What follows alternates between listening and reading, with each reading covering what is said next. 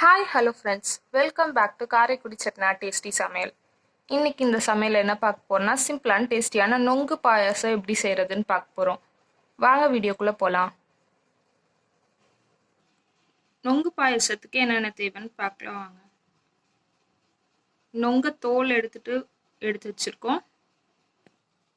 மிக்சியில் அரைக்கிறதுக்கு 2 நொங்கு போட்டிருக்கோம். இது கூட நாட்டு சர்க்கரை 2 ஸ்பூன் சேர்த்துக்கோங்க.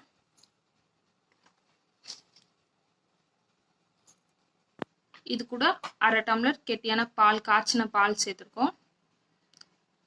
இதை நல்லா நைஸாக அரைச்சி எடுத்துக்கலாம். நல்லா நைஸாக அரைச்சாச்சு. 3/4 லிட்டர் பாலை தண்ணி ஊற்றாமல் நல்லா கெட்டியாக காய்ச்சி எடுத்து வச்சுக்கோங்க.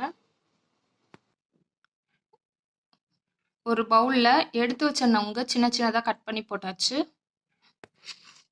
இது கூட 2 ஸ்பூன் சர்க்கரை சேர்த்துக்கோங்க. இதில் காய்ச்சி ஆற வச்ச பாலை ஊற்றிக்கோங்க.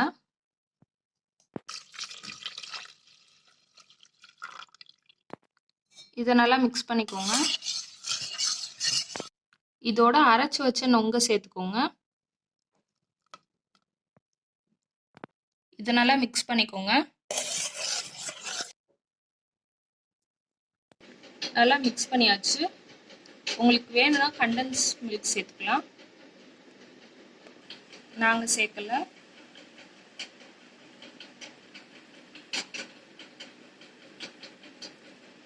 அவ்வளோதான், சிம்பிளான டேஸ்டியான நொங்கு பாயசம் ரெடி.